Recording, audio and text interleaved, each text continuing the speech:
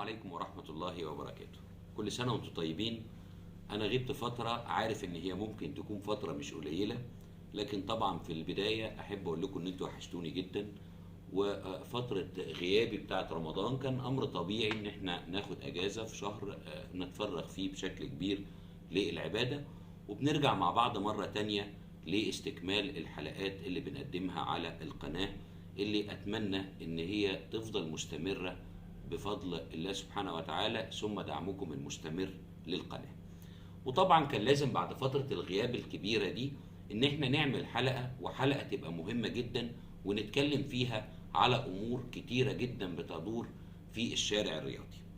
لكن خلينا نقول ان الحدث الابرز اللي ممكن نتكلم عنه النهاردة هو قصة مرتضى منصور، اللي مسلسل مستمر مع نادي الزمالك. والقصة ممكن تحصل ازاي؟ لان انا عارف ان الثقة اللي اتبنت ما بيننا وما بين بعض في الأخبار اللي بنتكلم فيها، إن أنا بحطكوا دايما في الحدث، ويمكن حاجات كتيرة جدا وهحطها لك في خانة الوصف في هذه الحلقة. إن أنا كنت دايما فيها بكلمكم عن موقف مرتضى منصور في المرات الكتير اللي فاتت اللي كانت مع نادي الزمالك، وكلها كانت الحمد لله بتطلع صح، وكنا دايما بناخد السبق في حاجات كتيرة كنا بنتكلم عنها. وقبل كده في حلقات قلت لكم موعد عودته هتبقى امتى، وهل يجوز عزله ولا لا يجوز عزله، وكل الكلام ده تحقق قدامكم، وكل ده مثبت بالتواريخ وبالحلقات.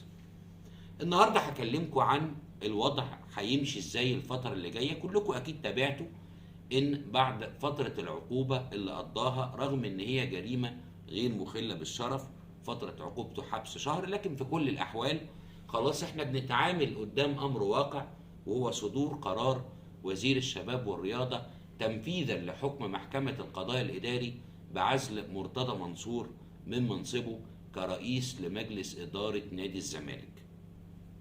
كل يوم بتشوفوا بيانات، كل يوم بتشوفوا تصريحات لمرتضى بيقول فيها إن هو لن يرحل عن النادي، ومفيش قوة تقدر تخليه يسيب نادي الزمالك.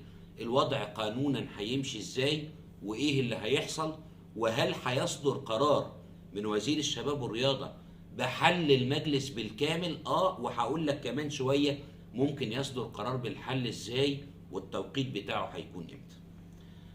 طبعا بعد ما صدر قرار وزير الشباب والرياضة بعزله زي ما قلت لك من شوية، طلع مرتضى في اكتر من مناسبة واكتر من تصريح، سواء تصريح صحفي او تصريح اعلامي، هو بيقول لك فيه انه لن يرحل عن نادي الزمالك. لكن القصة بمنتهى البساطة إن كل الأمور مرجئة إلى ما بعد مباراة الأهلي والزمالك في كأس السوبر المصري. يعني إيه الكلام ده؟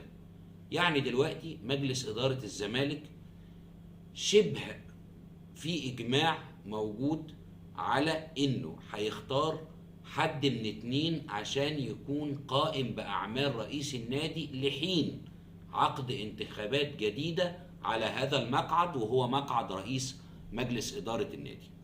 طبعا أستاذ سليمان وهدان ضمن الناس المرشحة، والاسم الثاني وهو الأقرب بالمناسبة إرضاء لمرتضى منصور هو أحمد مرتضى منصور ابنه، بما إنه هو قائم أو حاليا في مجلس الإدارة في منصب نائب رئيس مجلس الإدارة. وطبعا إرضاء لمرتضى منصور فالأعضاء كلكم عارفين إن القايمة كلها اللي كانت موجودة مع مرتضى هي اللي نجحت، وبالتالي أمر طبيعي كنوع من أنواع الوفاء دون النظر إلى اعتبارات ومصلحة النادي، وإيه اللي في مصلحة النادي يتعمل وإيه اللي ما يتعملش.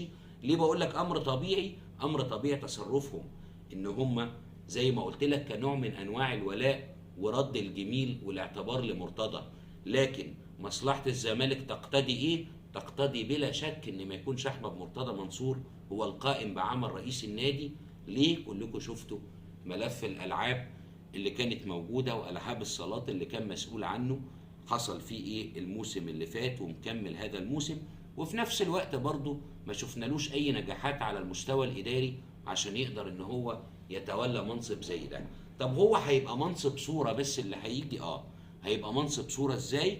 بمنتهى البساطة القصة إن مرتضى منصور مش هيقدر يكون موجود جوه مجلس إدارة الزمالك، لكن هيتم تعيينه إما مستشار قانوني للنادي أو مستشار فني للإدارة، وفي الحالتين هو اللي هيبقى بياخد القرارات والمجلس بيصدق عليها كما لو كان المجلس اللي واخدها. تاني الحتة دي، مرتضى هيتم تعيينه بعد ما يترك منصب رئيس مجلس الإدارة إما مستشار فني وإداري أو مستشار قانوني للنادي، وأي قرار هو مش هيوقع على محاضر، لأن توقيعه هنا هيبقى باطل على محاضر بتاعت مجلس الإدارة والقرارات اللي هتتاخد، لكن كل القرارات في حقيقة الأمر هو اللي هيبقى واخدها، ومجلس الإدارة هو اللي هيبقى بينفذها. وده طبعا أشبه يعني تقدر تقول عليه بقى تهريج، تقدر تقول عليه هزار، قول عليه زي ما انت عايز تقول، وربما يكون بيؤكد وجهة النظر اللي في بعض من جماهير نادي الزمالك بتقولها، بان هي خلاص النادي بقى اشبه بالعزبة، ان خلاص هي مقفولة على مجموعة معينة هي اللي هتشتغل فيها وهي اللي هتبدي رأيها وهي اللي هتاخد القرارات. طيب اذا مرتضى ما سابش النادي بعد مباراة السوبر، ايه اللي هيحصل؟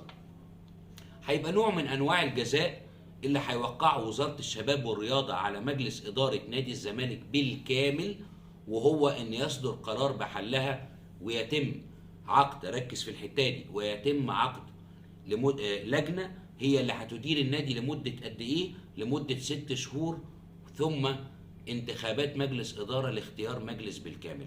طبعا هنا عشان أقول لك أنهي وجهة نظر اللي هتحصل وجهة النظر الأولى، لأن بقول لك من شوية إن الولاء والانتماء لأعضاء مجلس إدارة الزمالك طبيعي إنها تكون لمرتضى منصور، بس مش على حساب نفسي. يعني الناس هتقول إيه؟ هتقول لا إحنا بنحبك وبندعمك وكنا موجودين في قائمتك وكل حاجة، لكن إذا وصلنا لمرحلة إن إحنا هنسيب المجلس ونمشي كلنا، مش هنعمل ده وهنختار الحل الأولاني. دي كانت حلقة كلمتكم فيها عن الوضع في نادي الزمالك بعد صدور قرار وزارة الشباب والرياضة أو وزير الشباب والرياضة تحديدا بعزل مرتضى منصور من رئاسة النادي. وإن شاء الله أي تطورات جديدة تخص هذا الملف هنتكلم فيه مع بعض، وهطلع وأقول لكم الوضع هيمشي إزاي. أشوفكم في حلقات جديدة.